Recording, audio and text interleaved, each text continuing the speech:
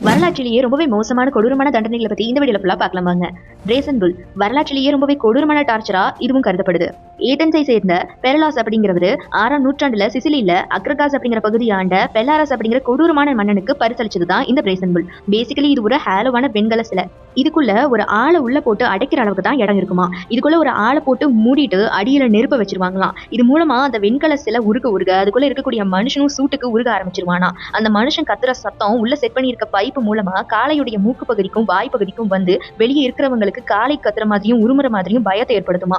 இதுல ரொம்பவே கொடூரமான விஷயம் என்னன்னா, அந்த மன்னன் இதை தனக்கு பரிசளிச்ச பெரிலாஸ் மேலேயே டெஸ்ட் பண்ணி பார்த்ததுதான். அடுத்ததான் ஆட்பெஸ்டியாஸ். இந்த தண்டனையை அப்போதைய ரோமானியர்கள் காலத்துல அதிகமா பயன்படுத்தி இருக்காங்க. இந்த தண்டனைப்படி குற்றவாளிகளை புலி, சிங்கம், சிறுத்தை போன்ற கொடிய விலங்குகளுக்கு இரையாக்கிடுவாங்களாம். அது மட்டும் இல்ல, இதுக்காகவே அந்த கொடிய விலங்குக்கு சில நாட்களை உணவு கொடுக்காம பசியிலேயே வச்சிருப்பாங்களாம்.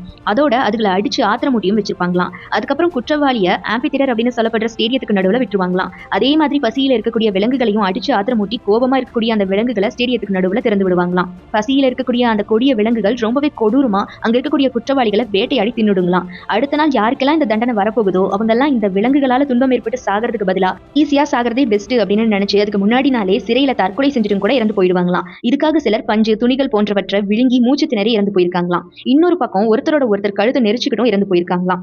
இப்படி அந்த மனிதர்களை புலி, சிங்கம்லாம் கடிச்சு திங்கறத பாக்குறதுக்காகவே நிறைய மக்கள் அந்த ஸ்டேடியத்துக்கு வருவாங்களாம். இப்போ நம்ம கிரிக்கெட் பார்க்க எப்படி பணம் கட்டி டிக்கெட் வாங்கி ஸ்டேடியத்துக்குள்ள போறோமோ அதே மாதிரி அந்த காலகட்டத்துல விலங்குகள் மனிதர்களை வேட்டையாடி சாப்பிடுறத பார்த்து ரசிக்கிறதுக்காகவே ஸ்டேடியத்துக்கு பல மக்கள் பணம் கட்டி டிக்கெட் வாங்கிட்டு வந்திருக்காங்கன்னா பாத்துக்கோங்களேன். இதுக்கு அடுத்துதான் ராட் டார்ச்சர். தனக்கு ஆபத்து ஏதாவது வருது அப்படின்னா அதுல இருந்து தப்பிக்கிறதுக்காக எலிகள் ஏதாவது செய்ய ஆரம்பிக்கும். இந்த டெக்னிக்கை தான் பழங்கால ரொமானியர்கள் மக்களை சித்திரவதை செஞ்சு கொலை செய்ய பயன்படுத்தி இருக்காங்க. அது எப்படின்னா, முதல்ல குற்றவாளி அசைய முடியாதபடி அவருடைய கை கால்களை கட்டிடுவாங்களாம். பிறகு அவருடைய சட்டையை கழட்டி அவருடைய தொப்பில் மீது ஒரு பக்கெட்டை வச்சு அதுல எலிய விட்டுடுவாங்களாம். அந்த எலி அங்கேயும் இங்கேயும் ஓடுறனால கிச்சு ஏற்படும் அந்த மனுஷனுக்கு. கொஞ்சம் கொஞ்சமா அந்த எலி கடிக்கவும் ஆரம்பிச்சிடும் குற்றவாளியா. இதனால குற்றவாளிக்கு வலியும் வேதனையும் அதிகமா ஏற்பட தொடங்கும். இந்த சித்திரவதை இதோட முடியாதுங்க. அந்த பக்கெட் மேல நல்ல சிவப்பா எரியக்கூடிய நெருப்பு கங்குகளை வச்சிருவாங்களாம். இதனால பக்கெட் சூடாகி அந்த நெருப்போட தாக்கம் எலிகள் மீது படும். அதனால மேல இருந்து அடிக்கக்கூடிய சூட்டை தாங்கிக்க முடியாம எலிகள் தப்பிக்கிறதுக்காக வேற வழியே இல்லாததுனால அந்த குற்றவாளியுடைய தொப்புள் பகுதியை கடிச்சு குதறி குடஞ்சு அவருடைய உடலுக்குள்ளேயே கூட போக ஆரம்பிச்சிடுமா. இப்படி உடலுக்குள்ள போகக்கூடிய எலி அந்த நபருடைய உடல் உறுப்புகளை தின்னமோ ஆரம்பிச்சிடுமா. உயிர் இருக்கும் போதே நம்ம உறுப்புகளை எலிகள் கடிச்சு குதறி தின்றா அந்த பெயின் எவ்வளவு கொடூரமானதா இருக்கும். அந்த எலிகள் கடிச்சதுக்கு அப்புறமும் அந்த நபர் உயிரோட இருந்தா ஹீட் பண்ணி வச்சிருந்த அந்த சுடான நெருப்பு கங்குகளை எலிகள் உண்டாக்குன அந்த காயத்து மேல போட்டுருவாங்களாம். இந்த தண்டனையை முக்கியமா விசாரணையில உண்மையை தெரிஞ்சுக்கிறதுக்காக இன்ட்ரோகேஷன்ல இதை யூஸ் பண்ணியிருக்காங்க.